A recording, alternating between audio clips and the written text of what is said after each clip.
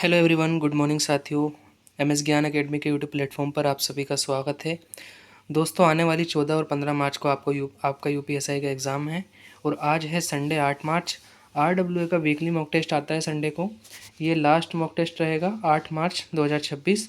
GK GS के प्रश्नों को यहाँ पर एनालिसिस करने वाले हैं मॉक टेस्ट के। तो उम्मीद करता हूँ वीडियो को ध्यान से देखेंगे और अपने जो है आंसर्स को आप चेक कर लेंगे। किसने किसने मॉक टेस्ट लगा लिया है एक बार बताएंगे आपका स्कोर क्या बन रहा है। ठीक है, चलिए शुरू करते हैं जीके जीएस के मॉक टेस्ट यहाँ पर क्वेश्चंस को, जो कि 41 से 80 प्रश्न तक होते हैं, उनको एनालाइज करते हैं। ठीक है, इसके साथ ही मैं आपको बता दूं यहाँ पर हमारा टेलीग्राम चैनल है एमएस ज्ञान एकेडमी। इसको आप ज्वाइन कर लीजिए। एमएस ज्ञान एकेडमी यूज़र नेम आप सर्च करेंगे तो पहुँच जाएंगे। ये लोगो लगा हुआ मिल जाएगा आपको। ठीक है, या फिर आप इस क्यूआर कोड को स्कैन करके भी ग्रुप पर पहुंच सकते हैं। ठीक है, एमएस ज्ञान एकेडमी। इसके अलावा मैं बता दूं आपसे कि हमारी टीम के द्वारा बहुत ही वैल्यू जो है यहाँ पर बेस्ड कंटेंट तैयार किया गया है, जो कि यूपीएसआई के previous year questions topic wise तैयार किए गए हैं। देख लीजिएगा, ये यहाँ पर उनके हाथ से लिखे हुए गए हैं। ये उनका फ़ोटो है यहाँ पर। तो इसीलिए मैं कह रहा हूँ आप टेलीग्राम ज्वाइन कर लीजिए। आपको ये सभी नोट्स आपको टेलीग्राम पर प्रोवाइड कर दिए जाएंगे। बाकी जनसंख्या और नगरीकरण है, यहाँ पर यूपी स्पेशल है, ज्योग्राफी है। इसके अलावा यहाँ पर इन्वायरमेंट, प्राचीन इतिहास, जितने भी आपके क्वेश्चंस यूपीएसआई में पूछे गए हैं, चाहे वो यूपी पीआरबी द्वारा कोई भी एग्ज़ाम कंडक्ट कराया गया हो, वो सभी प्रश्न आपको यहाँ पर मिल जाएंगे। आपके हज़ारों फैक्ट्स जो है इन 15-20 पेजेस के नोट से रिवाइज हो जाएंगे। तो आप इसीलिए टेलीग्राम चैनल ज्वाइन कर लीजिए। ठीक है, आइए शुरू करते हैं अपने मॉक टेस्ट को। चलिए, पहला प्रश्न क्या था आज के मॉक टेस्ट का, देखते हैं। What is the state animal of Uttar Pradesh? Uttar Pradesh का राज्य पशु कौन सा है? ठीक है, यहाँ पर अगर हम बात करें उत्तर प्रदेश का, एक मिनट रुकेंगे। उत्तर प्रदेश का राज्य पशु, चलिएगा, उत्तर प्रदेश का राज्य पशु कौन सा है? ठीक है जी, मत्स्य बिडाल है, लाल पांडा है, चश्माधारी बंदर है, या फिर आपका बारहसिंगा। ठीक है, बारहसिंगा या दलदल मृग, इसको दलदली मृग भी कहा जाता है। ये उत्तर प्रदेश के तराई स्थल में जो है पाया जाता है, जो कि नॉर्थ और आपका ईस्ट में फैला हुआ है। ठीक है, और बारहसिंगा ही आपका उत्तर प्रदेश का राजकीय पशु भी है। ठीक है, राजकीय पुष्प की अगर हम बात करें तो राजकीय पुष्प कौन सा है? उत्तर प्रदेश का पलाश है। राजकीय अगर हम वृक्ष की बात करें तो राजकीय वृक्ष क्या है? बरगद है। ठीक है, राजकीय पक्षी की अगर हम बात करें तो राजकीय पक्षी क्या है? आपका सारस है, या क्रौंच भी इसको कहा जाता है। राजकीय खेल की अगर हम बात करें तो हॉकी है। ठीक है, हॉकी है। चलिए आगे बढ़ते हैं क्वेश्चन नंबर 2 पर। सेकंड प्रश्न है आपका, हाल ही में चर्चित स्थायी मध्यस्थता न्यायालय का मुख्यालय कहाँ पर अवस्थित है? स्थायी मध्यस्थता न्यायालय का मुख्यालय कहाँ पर स्थित है? देखिए, स्थायी मध्यस्थता न्यायालय क्या करता है? ये आपका अंतर्राष्ट्रीय विवादों का निपटारा के लिए विवादों के निपटारे के लिए एक अंतर्राष्ट्रीय संगठन है, अंतर सरकारी संगठन है, इसको हम कहते हैं। और इसका मुख्यालय है द हेग में। 1899 में इसकी स्थापना की गई थी।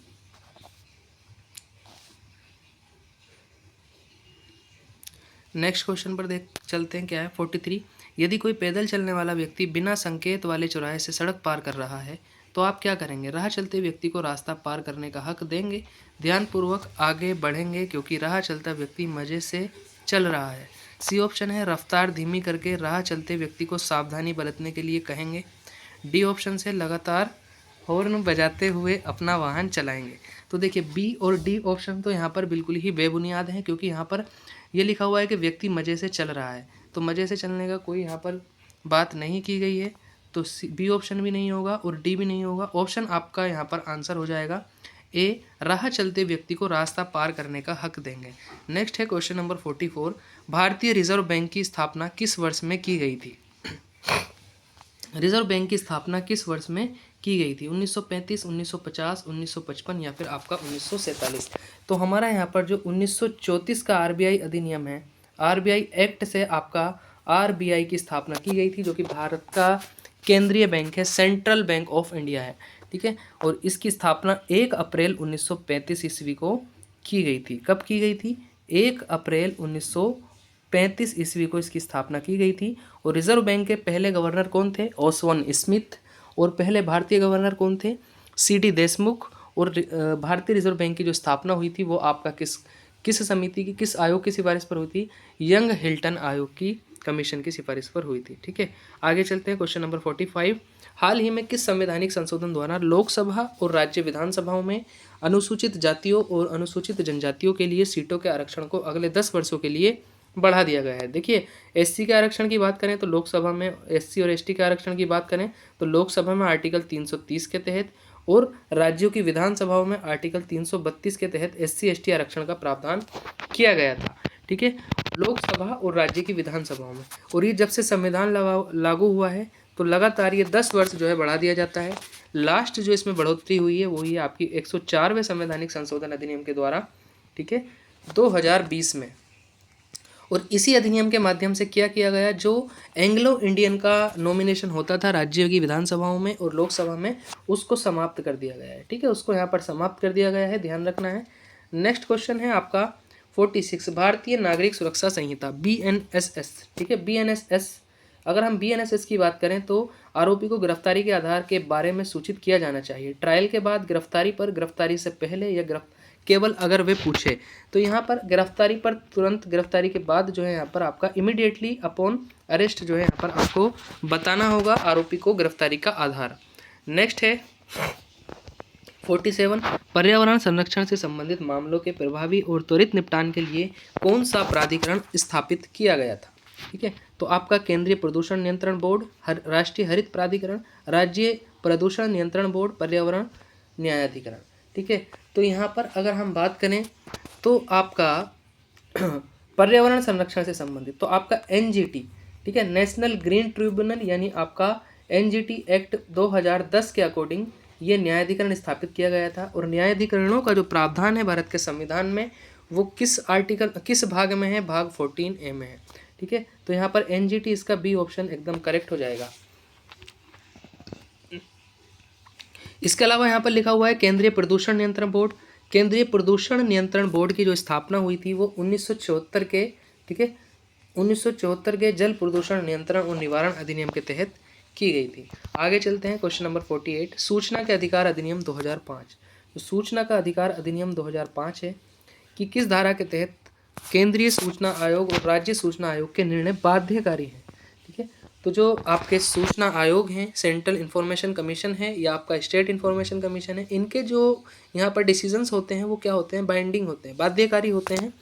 इसकी धारा 19(7) में कहा गया है। ए ऑप्शन इसका करेक्ट है। आगे बढ़ते हैं, क्वेश्चन नंबर है 49, BIOS का पूर्ण रूप क्या है? Binary interchange operation system, basic input output system, beginners input operation symbol, basic interface oriented service. तो क्या है आपका? Basic input output system, B option इसका सही हो जाएगा। ठीक है, जो आपका बायोस की फुल फॉर्म होती है वो बेसिक इनपुट आउटपुट सिस्टम होती है।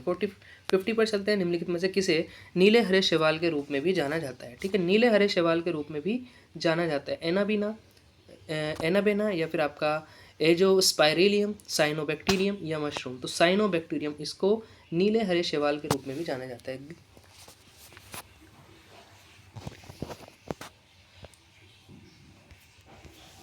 51 देखते हैं, भारत के संविधान का कौन सा अनुच्छेद वित्त आयोग के लिए अर्ध न्यायिक निकाय के रूप में प्रावधान करता है? देखिए, आर्टिकल 280 है क्या, 284, 282 या 278? देखिए, वित्त आयोग के संबंध में अगर हम बात करें तो मैं आपको यहाँ पर वित्त आयोग के बारे में एक जानकारी दिखा देता हूँ। ठीक है, देखिएगा, ये वित्त आयोग है आपका। भारत में वित्त आयोग ये एक संवैधानिक और अर्ध न्यायिक निकाय है जिसकी स्थापना भारत के राष्ट्रपति द्वारा आर्टिकल 280 के तहत प्रत्येक 5 वर्ष या आवश्यकता अनुसार पहले भी की जा सकती है। वित्त आयोग में एक अध्यक्ष और 4 अन्य सदस्य होते हैं। तो प्रश्न अगर पूछ लिया जाए वित्त आयोग में कितने अध्यक्ष होते हैं, कितने सदस्य होते हैं, तो 1 अध्यक्ष और 4 सदस्य होते हैं और सभी की नियुक्ति राष्ट्रपति के द्वारा की जाती है। पहले वित्त आयोग 1951 में गठित हुआ जिसके अध्यक्ष थे KC नियोगी। आधारभूत कर बंटवारा शुरू किया गया। ठीक है, इसके अलावा अब तक 16 वित्त आयोग गठित किए जा चुके हैं और जो 16वां वित्त आयोग है उसके अध्यक्ष हैं डॉक्टर अरविंद पनगड़िया। इसका गठन हुआ था 31 दिसंबर 2023। कार्यकाल की जो इसकी अवधि रहेगी वो 1 अप्रैल 2026 से 31 मार्च 2031, 5 साल के लिए रहेगी। ठीक है, आगे चलते हैं उसी क्वेश्चन पर। यहाँ पर आपका, ठीक है, इसका आंसर क्या हो जाएगा, 280 हो जाएगा। नेक्स्ट क्वेश्चन नंबर आपका, अल्फा कण आवेशित होते हैं, ठीक है। अल्फा कण कैसे होते हैं, आपके धनावेशित होते हैं, पॉजिटिव होते हैं। बी ऑप्शन यहाँ पर करेक्ट हो जाएगा, ठीक है। अल्फा कण हीलियम के नाभिक के बराबर होते हैं, ठीक है। हीलियम के नाभिक में कितने होते हैं, 2 प्रोटॉन होते हैं और दो प्रोटॉन होते हैं और आपके 2 ही न्यूट्रॉन होते हैं। आगे चलते हैं।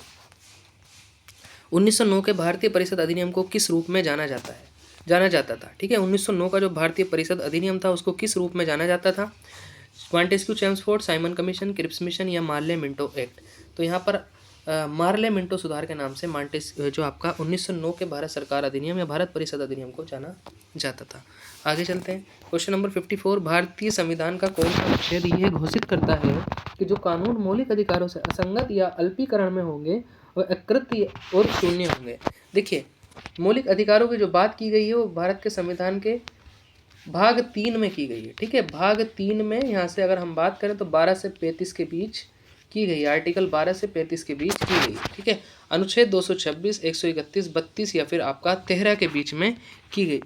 यहाँ पर इसका आंसर क्या होगा, तो आर्टिकल 13 इसका आंसर बिल्कुल हो जाएगा, क्योंकि जो कानून मौलिक अधिकारों को कम करते हैं या असंगत हैं या उनको कहीं ना कहीं अतिक्रमण उनका करते हैं तो उनको क्या होगा, आपका आर्टिकल 13 के तहत उनको निरस्त कर दिया जाएगा या उनको शून्य कर दिया जाएगा। आगे चलते हैं। 55 है, भारतीय नागरिक सुरक्षा संहिता 2023 के तहत एक चिकित्सा प्रशिक्षक को बलात्कार पीड़िता की चिकित्सा जांच रिपोर्ट जांच अधिकारी को कितने दिनों के भीतर प्रस्तुत करनी होगी, तो यहाँ पर आपका 7 दिनों के भीतर उसको प्रस्तुत करनी होगी। आंसर हो जाएगा यहाँ पर सी। नेक्स्ट है आपका क्वेश्चन नंबर है 56, किस वर्ष बाबर तैमूर वंश में फरगना के अपने पैतृक सिंहासन पर बैठा था, तो किस वर्ष बैठा था, 1494, 1526, 1504 या 1556। तो 1494 ईस्वी, ए ऑप्शन इसका यहाँ पर एकदम करेक्ट हो जाएगा। आगे चलते हैं। क्वेश्चन नंबर 57, राष्ट्रपति द्रौपदी मुर्मू जी ने नवंबर 2025 में किस देश के स्वतंत्रता दिवस कार्यक्रम में भाग लिया, अंगोला, पुर्तगाल, दक्षिण अफ्रीका या फिर आपका मोजाम्बिक। तो नवंबर 2025 की ये बात है, अंगोला में, अफ्रीका के अंगोला में यहाँ पर राष्ट्रपति जी ने जो है स्वतंत्रता दिवस कार्यक्रम में अंगोला के भाग लिया था। कौन सा स्वतंत्रता दिवस था, 50वां। नेक्स्ट है आपका 58, वन्य जीव संरक्षण अधिनियम के तहत कौन आरक्षित वन को वन्य जीव अभयारण्य घोषित करता है, कौन घोषित करता है, आपका केंद्र सरकार, राज्य वन्य जीव, राष्ट्रीय वन्य जीव बोर्ड या फिर आपका राज्य सरकार। तो केंद्र सरकार करती है क्या, यहाँ पर राज्य सरकार किसी भी आरक्षित वन को वन्य जीव अभयारण्य घोषित कर सकती है। नेक्स्ट है क्वेश्चन नंबर 59 क्या है, निम्न में से कौन सा रोग लीवर कैंसर से जुड़ा हुआ है, इन्फ्लुएंजा, सूखा रोग, रतौंधी या फिर हेपेटाइटिस बी। देखिएगा, इन्फ्लुएंजा वायरस से संबंधित है और ये श्वसन तंत्र को प्रभावित करता है। इसके अलावा सूखा रोग की बात करें तो ये विटामिन डी की कमी से होता है, सूखा रोग, और हड्डियों को कमजोर करता है विटामिन डी की कमी से। रतौंधी विटामिन ए की कमी से होता है और ये, ठीक है, आँखों में होता है। हेपेटाइटिस बी, इसी का संबंध जो है लीवर कैंसर से जुड़ा हुआ है। डी ऑप्शन इसका करेक्ट हो गया। क्वेश्चन नंबर 60, निम्न में से किसे भारत की संसदीय प्रणाली में सरकार के वास्तविक कार्यकारी और प्रमुख के रूप में जाना जाता है। देखिए, सरकार का जो वास्तविक कार्यकारी होता है वो भारत के प्रधानमंत्री होते हैं, जो संसदीय शासन प्रणाली में यहाँ पर है। सी ऑप्शन यहाँ पर करेक्ट हो जाएगा, ठीक है। संवैधानिक प्रमुख कौन होते हैं, तो वो आपके राष्ट्रपति होते हैं, ठीक है। और कार्यकारी प्रमुख कौन होते हैं,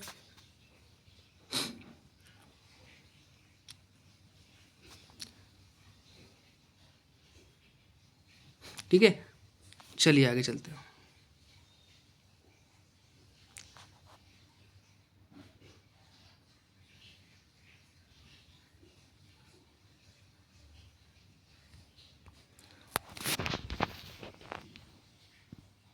(61) उत्तर प्रदेश और बिहार में एक लोकप्रिय मानसून मनोरंजन है, कजरी, बिरहा, सरंगा दरिया या फिर रसिया।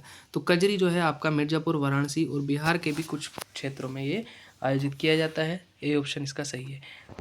क्वेश्चन नंबर 62 है, राष्ट्रीय सुरक्षा अधिनियम के तहत निरोध आदेश का अर्थ किस धारा के तहत जो है दिया गया है, ठीक है।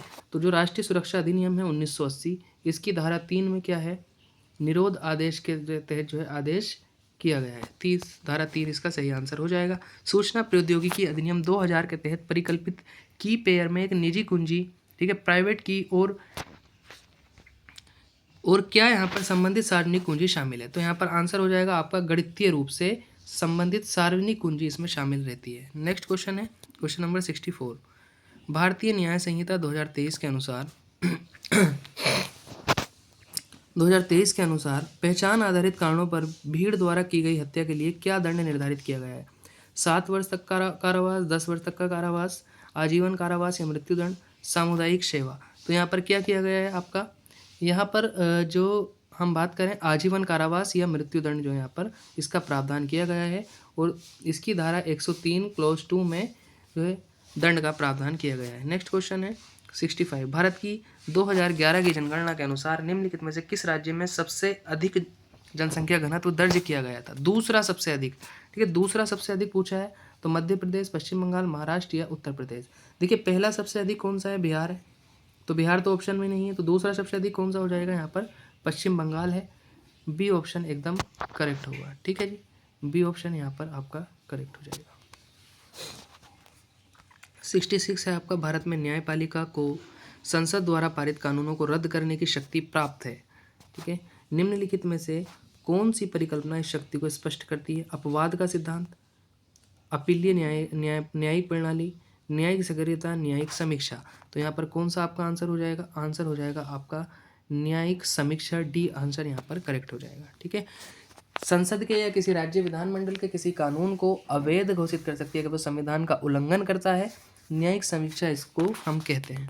Question number 67। किस संविधान संशोधन अधिनियम ने 9 और 11 अनुसूची को भारत के संविधान में जोड़ा?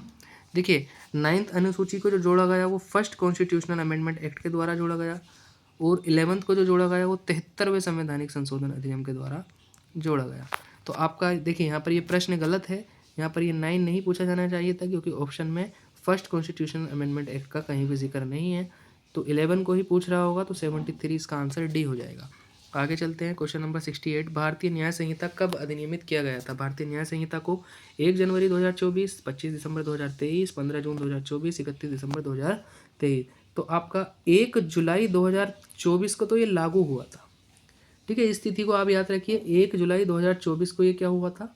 ये लागू हुआ था, ठीक है जी। इसके अलावा हम बात करें 25 दिसंबर 2023 को ये अधिनियमित हुआ, यानी कि राष्ट्रपति ने इसको बिल्कुल पारित कर दिया। बी ऑप्शन इसका सही हो जाएगा। आगे चलते हैं क्वेश्चन नंबर 69। 2020 ओलंपिक में भारत ने अपना एकमात्र स्वर्ण पदक किस खेल में जीता था? देखिए 2020 टोक्यो ओलंपिक में भारत ने कितने यहाँ पर 7 पदक जीते थे, 1 2 4। 1 मतलब आपका एक गोल्ड जीता था, जेवलिन थ्रो में जीता था, सी ऑप्शन इसका करेक्ट हो जाएगा, नीरज चोपड़ा जी ने, ठीक है। 2 आपके सिल्वर जीते थे, 4 ब्रॉन्ज जीते थे, टोटल 7 पदक जीते थे, ठीक है। और ये 7 अगस्त 2021 की बात है जब ये मैच आपका हो रहा था। नेक्स्ट क्वेश्चन है क्वेश्चन नंबर आपका 70। निम्नलिखित में से किसे राज्य विधायिका के दोनों सदनों की कार्यवाही में बोलने और भाग लेने का अधिकार प्राप्त है? राज्य के मुख्य सचिव, राज्य के महाधिवक्ता, राज्य लोक सेवा आयोग के अध्यक्ष, राज्य योजना आयोग के अध्यक्ष। देखिए अगर हम यहाँ पर बात करें तो राज्य की विधायिका के दोनों सदनों में बोलने का और कार्यवाही में भाग लेने का अधिकार जो होता है वो राज्य के महाधिवक्ता को होता है। राज्य के महाधिवक्ता राज्य सरकार के सर्वोच्च कानूनी सलाहकार या सर्वोच्च कानूनी अधिकारी होते हैं और आर्टिकल 165 में इनके पद का प्रावधान दिया गया है और आर्टिकल 177 में इनको विशेष अधिकार का प्रावधान दिया गया है, ठीक है। ठीक महान्यायवादी की तरह, जैसे महान्यायवादी को आर्टिकल 76 के तहत पद का प्रावधान है और आर्टिकल 88 के तहत इनको संसद की कार्यवाही में भाग लेना, बोलने का अधिकार प्राप्त है। क्वेश्चन नंबर 71 है global commitment to development index global commitment to development index CDI 2025 में भारत की रैंक क्या है, ठीक है। तो यहाँ पर अगर हम बात करें भारत की रैंक कितनी है, 36 है, ए ऑप्शन इसका सही हो जाएगा। और ये इंडेक्स किसके द्वारा जारी किया जाता है? सेंटर फॉर ग्लोबल डेवलपमेंट के द्वारा जारी किया जाता है, ए ऑप्शन इसका करेक्ट हो जाएगा। क्वेश्चन नंबर 72 पर चलते हैं भाई। 72 है, निम्नलिखित में से कौन से प्रधानमंत्री भारत में उदारीकरण, निजीकरण और वैश्वीकरण के लिए जिम्मेदार हैं? उदारीकरण, निजीकरण और वैश्वीकरण के लिए जिम्मेदार हैं नरसिम्हा राव, अटल बिहारी वाजपेयी, राजीव गांधी या आई.के. गुजराल। ठीक है, तो देखिएगा 1991 में लिबरलाइजेशन, प्राइवेटाइजेशन और ग्लोबलाइजेशन, ये सुधार जो आर्थिक सुधार भारत में किए गए हैं। उस समय जो भारत के प्रधानमंत्री थे वो पीवी नरसिम्हा राव थे। ए ऑप्शन इसका करेक्ट हो जाएगा। राव मनमोहन मॉडल भी इसको कहते हैं, क्योंकि उस समय जो वित्त मंत्री थे वो मनमोहन सिंह जी थे। ठीक है जी, और इनके समय में ही यहाँ पर 73वां और 74वां संवैधानिक संशोधन अधिनियम आया था। क्वेश्चन नंबर 73 है, सर्वोच्च न्यायालय के न्यायाधीशों के वेतन और पेंशन को निर्धारित करने की शक्ति निम्नलिखित में से किसके पास है? तो भारत के राष्ट्रपति, प्रधानमंत्री कार्यालय, केंद्रीय वित्त मंत्री या भारतीय संसद। देखिए, सर्वोच्च न्यायालय का जो यहाँ पर प्रावधान है वो आर्टिकल 124 में है, भारत के संविधान के भाग 5 में। 124 के तहत न्यायाधीशों की नियुक्ति, वेतन और पेंशन सब प्रावधान यहाँ पर किए गए हैं, और भारतीय संसद इनके वेतन और पेंशन का निर्धारण करती है। डी ऑप्शन करेक्ट है। 74 है, निम्नलिखित में से कौन सा कार्य संविधान की 12वीं अनुसूची के अंतर्गत नहीं आता है? देखिए, 12वीं अनुसूची किससे संबंधित है? नगर पालिकाओं से संबंधित है, शहरी स्थानीय स्वशासन से, और इसमें 18 विषय नगर पालिकाओं को दिए गए हैं। ठीक है, शहरी नियोजन इसमें शामिल है, सार्वजनिक व्यवस्था इसमें शामिल है, स्वास्थ्य, शहरी गरीबी उन्मूलन इसमें शामिल है। लेकिन जो आपका विदेशी व्यापार होता है ये संघ सूची में शामिल होता है, और संघ सूची कौन सी अनुसूची में है? ये 7वीं अनुसूची में है। ठीक है, तो आपका आंसर बी हो गया है। आगे बढ़ते हैं क्वेश्चन नंबर 75 पर। माइक्रोसॉफ्ट वर्ड 2010 में फंक्शन की F7 का क्या उपयोग है? देखिए, F7 का क्या उपयोग है? हेल्प विंडो खोलने के लिए, वर्तनी और व्याकरण जांच के लिए, फाइल और फोल्डर को रीनेम करने के लिए, सर्च की के रूप में। तो यहाँ पर जो आपका माइक्रोसॉफ्ट वर्ड 2010 फंक्शन की F7 का उपयोग जो होता है वो आपका वर्तनी और व्याकरण जांच के लिए होता है। बी ऑप्शन इसका करेक्ट हो जाएगा। आगे चलें, क्वेश्चन नंबर 76 है, भारतीय साक्ष्य अधिनियम के अंतर्गत किस प्रकार के साक्ष्य को अपराधिक साक्ष्य के बराबर माना जाता है? देखिए, भारतीय साक्ष्य अधिनियम ये भी 2023 का ही है। आपराधिक 3 नए जो आपराधिक कानून आए हैं उसमें डिजिटल साक्ष्य, मौखिक गवाही, सुनी सुनाई बातें या परिस्थितिजनक साक्ष्य। तो यहाँ पर डिजिटल साक्ष्य को अपराधिक साक्ष्य के बराबर माना जाता है। आगे 77, निम्नलिखित में से किस मामले में भारत के सर्वोच्च न्यायालय ने यह व्यवस्था दी कि मौलिक अधिकारों और राज्य के नीति निर्देशक सिद्धांतों के बीच संघर्ष की स्थिति में मौलिक अधिकार प्रभावी होंगे? ठीक है, तो आपका गोलकनाथ बनाम 1967, गोलकनाथ मामला 1967, चंपकम दोराई राजन 1951, केशवरन भारती मामला 1973, मिनर्वा मिल्स मामला 1980। तो यहाँ पर चंपकम दोराई राजन बनाम 1900 जो है यहाँ पर भारत संघ का मामला था, मद्रास राज्य का था, सॉरी, ये 1951 का जो मामला था इसी में ये व्यवस्था की है। क्या व्यवस्था की गई थी कि मौलिक अधिकार और राज्य के नीति निर्देशक सिद्धांतों के बीच संघर्ष की स्थिति में मौलिक अधिकार प्रभावी होंगे। लेकिन मिनर्वा मिल्स मामले में सर्वोच्च न्यायालय ने कहा कि मौलिक अधिकार और राज्य के नीति निर्देशक तत्व एक दूसरे के पूरक हैं, और यहाँ तक कि आर्टिकल 38B एंड 38C, ठीक है, इन नीति निर्देशक तत्वों को आपका वरीयता दे दी है मौलिक अधिकारों पर। आगे चलते हैं 78 पर। एक तेज रफ्तार वाहन के कारण सड़क के मोड़ पर फिसल सकता है। ठीक है, अभिकेंद्री बल के कारण, गुरुत्वाकर्षण बल के कारण, अपकेंद्री बल के कारण, या फिर घर्षण बल के कारण। देखिए, अगर मोड़, कोई वाहन चल रहा है, अगर मोड़ आ गया तो अपकेंद्री बल के कारण क्या होगा? वो आपका मोड़ पर आसानी से मुड़ जाएगा। लेकिन अभिकेंद्री बल क्या होगा? अभिकेंद्री बल उसको फिसला सकता है। ठीक है, सेंट्रीपिटल, ठीक है, यहाँ पर सॉरी उल्टा हो गया। अपकेंद्री बल जो होगा वो आपका, अभिकेंद्री बल तो उसको मुड़ने देगा, अपकेंद्री बल, डी ऑप्शन यहाँ पर करेक्ट रहेगा। ठीक है, इसको करेक्ट कर लें, डी ऑप्शन करेक्ट होगा। क्वेश्चन नंबर आपका 79, बीएनएस के अंतर्गत कौन सी धारा स्वेच्छा से गंभीर चोट पहुँचाने के बारे में बात करती है? देखिए, अगर आपने जानबूझकर किसी को गंभीर चोट पहुँचा दी तो उसका जो प्रावधान है धारा 117 में है। आगे चलते हैं, सिंधु नदी तंत्र के दाएं तट की सहायक नदी का चयन कीजिए। देखिए, सिंधु नदी जो है हमारी इस तरह से ये प्रवाहित होती है, ये इसका दायां है राइट, और ये इसका लेफ्ट पार्ट हो गया। ठीक है, इसके बाएं हिस्से में जो आती हैं आपकी झेलम, चेनाब, रावी, ब्यास और सतलज, ये 5 नदियाँ जनरली पंच नदी इनको हम कहते हैं, ये आती हैं। तो झेलम, चेनाब, रावी, ब्यास और सतलज ये तो तीनों नहीं होंगी। काबुल नदी जो है यहाँ पर इसके दाएं किनारे से आकर के जुड़ती है, ए ऑप्शन इसका सही हो जाएगा। इसके अलावा दाएं किनारे की अगर हम अन्य नदियों की बात करें तो यहाँ पर आपकी काबुल नदी हो गई, श्योक नदी हो गई, श्योक के अलावा गिलगिट नदी हो गई है, गिलगिट, कुर्रम नदी हो गई, कुबा हो गई आपकी, ठीक है, ये सब नदियाँ, गोमल हो गई, ये सभी दाएं किनारे की नदियाँ हैं, ठीक है। तो ये 40 प्रश्न आपके जीएस के यहाँ कंप्लीट होते हैं, ठीक है। एक बार फिर आपसे रिक्वेस्ट करूँगा कि आप टेलीग्राम को ज्वाइन कर लीजिए, ठीक है। टेलीग्राम को आप यहाँ पर ज्वाइन कर लीजिए, ठीक है। टेलीग्राम को आप ज्वाइन कर लीजिए। लिंक क्या है टेलीग्राम का?